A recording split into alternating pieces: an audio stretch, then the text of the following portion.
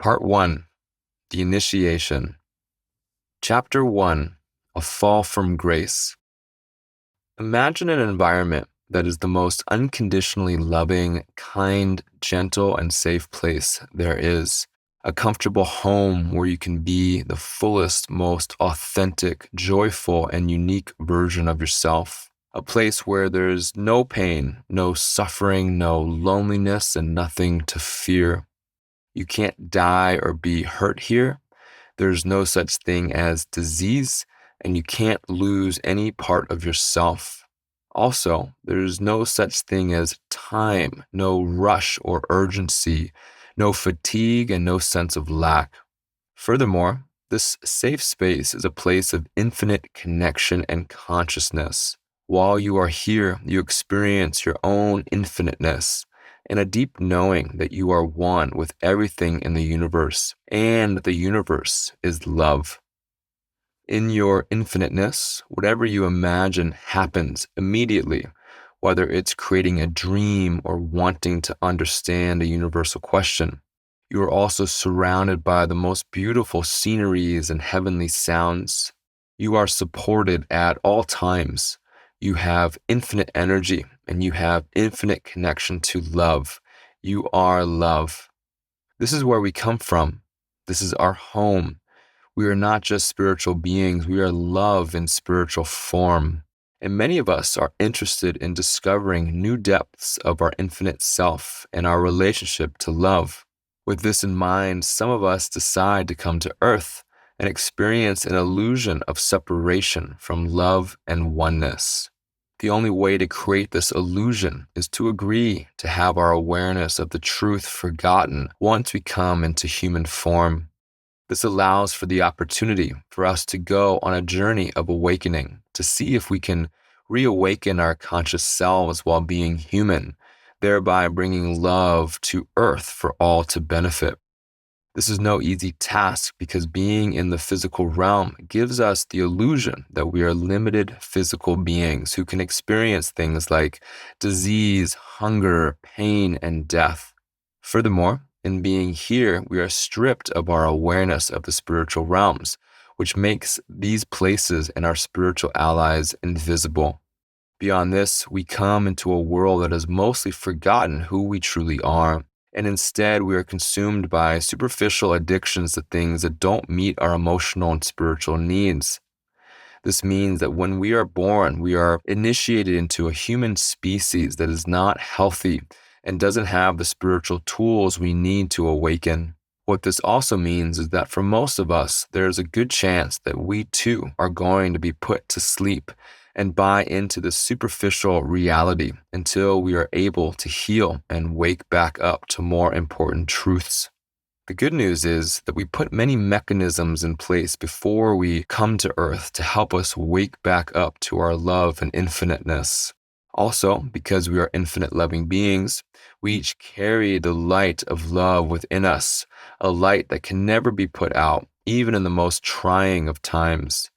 We also carry an awareness of the truth that love is the answer to everything and that we are all one.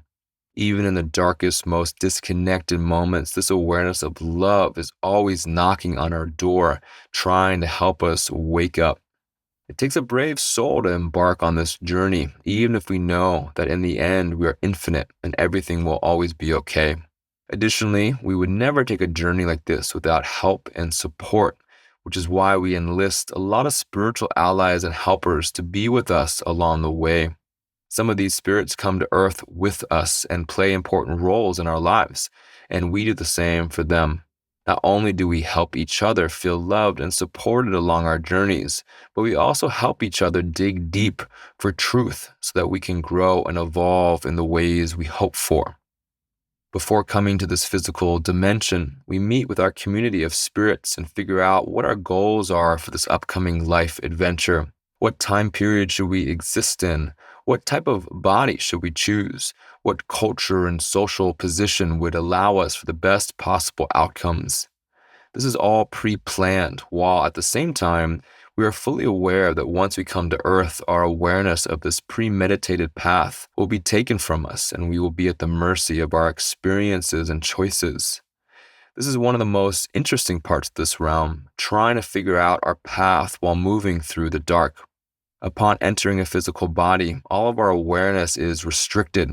We suddenly feel pain, hunger, fatigue, heat, and cold. We are instantly in need of physical and emotional nourishment to stay alive. We also experience the illusion of losing our connection to oneness. Our infiniteness is smushed into this tiny body, and this is who we become as we move forward into our lives. We lose access to seeing our spiritual allies, knowing our life path, and having the clarity that everything is perfectly orchestrated for us. Furthermore, if we are born into a culture that doesn't remember the truth about our spiritual selves, and therefore doesn't give us the spiritual structure and guidance we need, this transition into humanness can be overwhelming and disorienting. Being here on earth is all about going on a journey to find love and remembering that we are spiritual beings in human form, and many people in different cultures throughout history have known this truth. Once awakened, this truth can be passed down through the generations, and spiritual structure and guidance can be created to help others awaken too. This would include initiations, energetic tools, ceremonies, and spiritual practices. Since separation is an illusion, skills can be honed, enabling us to reconnect to the spirit world and our guides so that we don't feel alone in human form while traversing our life path. Additionally, certain people, like shamans or spiritual healers, can use their skill sets and relationship to the spirit world to help bring healing, wisdom, and guidance to others in need. One important thing to know about the divine is that its energy is woven into all things throughout the universe, and this includes all things here on earth. This physical realm is a sacred place, and Mother Earth is a sacred spiritual being. She is the container that we live within, and one of our main sources of wisdom, love, and nourishment.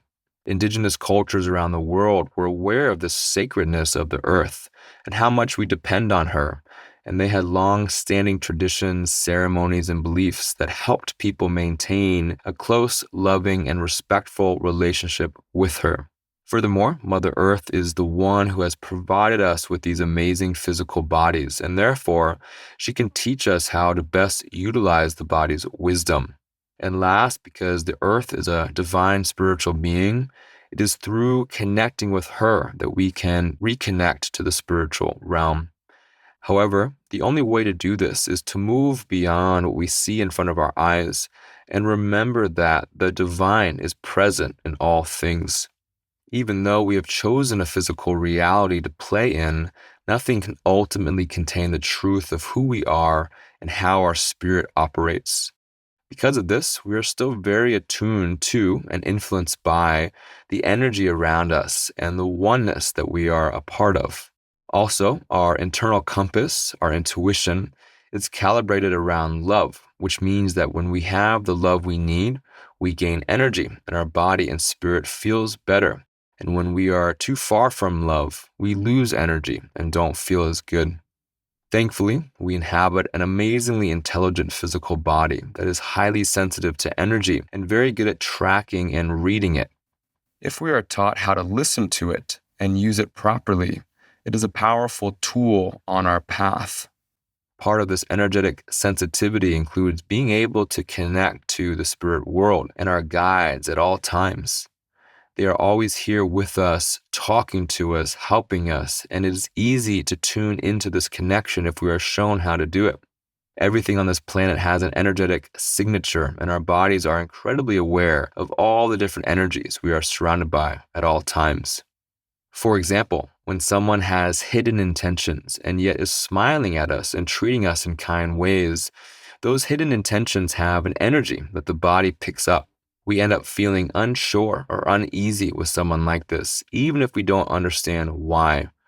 If we were to listen to our body's feelings and not override them, these feelings would be protective and would ideally prevent us from getting too close to someone like this. Another example of this is our life path, which has its own energy and a magnetic quality, something the body can feel and is naturally drawn to at all times. This path is visually invisible, but on a body level, we can feel it, and we become energized when we are aligned to it. Therefore, the body is always trying to steer us in the direction of our path. Because reawakening to love and the knowledge that we are spiritual beings of unconditional love is part of being on our life path, our bodies are naturally oriented towards bringing the truth of who we are into our consciousness. Also, because we are spiritual beings, we have deep spiritual needs that have to be met in order for us to be healthy versions of ourselves. Divine, loving energy is a nourishing factor for our souls. Additionally, we need to be connected to our spiritual allies so we have helpers who can direct us through this life. Finally, the spiritual world is intricately linked to the physical world, which means we need to tend to the spiritual side of ourselves in order for the physical aspects of ourselves to remain healthy. Many cultures throughout human history were very aware of the importance of getting our spiritual needs met, not only for our individual benefit, but also for the overall benefit of the community. However, this spiritual orientation eventually changed in modern Western culture. In modern Western culture, we believe in the power of science and logically proving things above all else, even if this goes against our natural internal wisdom. At one point, Western science and logic were a response to the dominance and corruption of the church, among other reasons why science exists, such as our human curiosity to understand all things. But now science has become our new religion. Science requires proof to verify the validity of something, which means we have to be able to see it visually and to replicate it. Since our intuition in the spiritual world cannot be proven, we've been brought up in a world that discredits things like intuition, energy healing, and body wisdom. This has created many barriers for working with the invisible spiritual world, trusting our intuition, trusting the wisdom of the earth, and trusting our body's guidance and more. Due to the long history of Western religions harming people, stripping people of their power, and promoting versions of God that are based in fear, a lot of these institutions no longer provide a safe space for true spiritual growth and deepening. And without this spiritual structure, many of us feel completely lost and alone. Sitting deep within each and every one of us is a spiritual craving to be in meaningful, close connection to the loving force that we know exists out there in the universe. This craving arises in the body as a deep need to search for meaning and a connection to something bigger than ourselves. Unfortunately, Western culture doesn't provide us with the necessary tools and opportunities to get these spiritual needs met. Some readers may disagree with this and argue that churches and temples provide this space for many people. And although there is truth in this, too often going to church or synagogue has more to do with following family and community traditions and expectations versus participating in spiritual practices that actually mean something to us and give us something that we truly connect to on a deep level. This is not to say that these religions don't have any powerful teachings to offer us, but often key things are missing, which is why we are left searching for answers elsewhere. This is why many of us turn to the wisdom and traditions of indigenous people around the world to help us heal and connect to something deeper. These societies have long histories of spiritual traditions, practices, and ceremonies, many of which have survived the brutality of colonization. These are tried and true methods for getting our spiritual needs met and accessing the deep healings we need to come back online as our fullest authentic selves. Without a connection to the loving spirit world, and without experiences that help us connect deeply with the love and wisdom of the earth, we end up forgetting that love is the way we should be oriented. What comes in its place are other influences that tend to take us away from our true selves. These include giving our power away to others, getting stuck in our egos, placing too much value on superficial things, getting stuck in pain and disease, and losing ourselves in beliefs that promote hate and discrimination against others. This is where our current Western culture is trapped today, and we all need healing and support to return to our better selves. There is hope, the truth of who we really are, and that love is the only way to exist in this world can never die, And there are always new generations of spirits coming to this planet to help us wake up. Furthermore, anyone who is committed to their own unique healing path has the capacity to have a powerful healing impact on the world. We are always drawn towards awakening to love, no matter how lost we've become, and love will always prevail. Our first wound. Entering into a human body and coming into the physical world is our first human initiation. Like many initiations, it is intense and jarring, and we become a new version of ourselves afterwards, a human version. At the same time, giving birth is a sacred act where the woman literally acts as a portal between the spirit world and the physical realm. And before this happens, she has the power to create a human body inside her own. For these reasons and many more, women should be revered for their power to create and their deep connection to both the earth and the spirit realm. If we would remember the truth of how sacred it is to be born, we would create ceremony around everyone's birth in order to properly catch the new soul as it enters this world. We would welcome this new soul here and honor traditions to make their spiritual transition as smooth as possible. We would set loving and helpful intentions for their life and have energetic protections put in place to keep them safe. Instead, the sacredness of birthing has been replaced by Western medicine's sole focus on keeping mom and baby alive, which is a good thing, but in the process, what has been forgotten are the spiritual and energetic components that are also important. It is only in giving these aspects more significance that we can make this initial transition easier for all involved. As we enter our human body and the physical realm, there's so much to experience, such as lights, sounds, smells, cold air, hunger, fatigue, and physical pain. Additionally, depending on how we are treated as we come into this world, we either feel love, warmth, and closeness right away, which can help us transition from the perceived loss of divine love, or loneliness and disconnect. Because our bodies are energetically and emotionally attuned, we experience the current energy of this world, our family, and the environment where we are born. All of this makes for coming into human form quite overwhelming. The primary wound we deal with is the illusion of loss of divine love and our connection to oneness.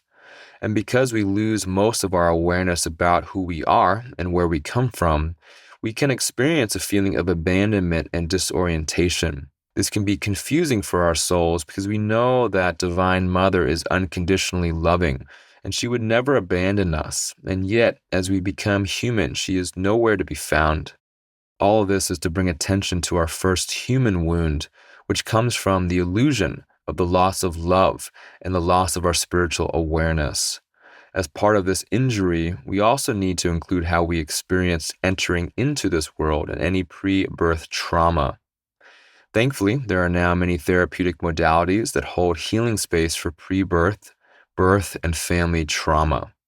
However, what we tend not to focus on is our spiritual transition into human form and our perceived disconnect from the divine and our spiritual selves. This original wound doesn't just occur at birth. It continues to happen throughout our childhood, especially if we don't have the love and spiritual support we need. Kids remain very attuned to the spirit world even while being housed in the human body because they are still connected to their spiritual selves. Therefore, they are very trusting of their intuitive voices and deep wisdom that guide them. It's not until their minds are colonized by Western ideas and beliefs and they are forced to forget the truth about who they are that they begin to lose this spiritual connection. When we lose our spiritual self and are disconnected from our most important relationship, the divine, we tend to experience key mental, emotional, and physical symptoms of this occurrence. For example, a profound sense of loss, loneliness, depression, anxiety, loss of your sense of self and purpose, grief, emotional pain, discombobulation, and a craving for deep truth and connection, among other things. You might recognize a lot of these symptoms as common struggles that we all experience from day to day. There are a number of key things we need in order to have a smoother transition into the human realm. First, we need to have access to enough love and warmth from the moment we enter the world, because this is what the divine feels like, and this is the nourishment we ultimately need to have a smooth transition. Second, we need access to a loving and supportive community from the time we are born, as this also nourishes us and replicates the dynamic of oneness that we are a part of. Third, we need access to people who can validate our spiritual knowing so that we can hold on to the spiritual wisdom and memories that we are born with, as well as to have support with the human experience we are about to go through. And last, we need access to spiritual practices, traditions, and ceremonies that help us to stay connected to the divine so that we don't feel separate from her. These are the basic requirements for transitioning smoothly into this world and for evolving into the healthiest version of ourselves. In giving this primary wound full credit, we validate many different aspects of ourselves, that we are spiritual beings that come from an all-loving spiritual plane, that this physical world is an illusion, and we are never separate from the divine, and that we have spiritual needs that have to be met if we're going to be the fullest versions of ourselves. With these acknowledgments, we can begin to create structure in our lives that truly benefit us and help us to be nourished in deep ways.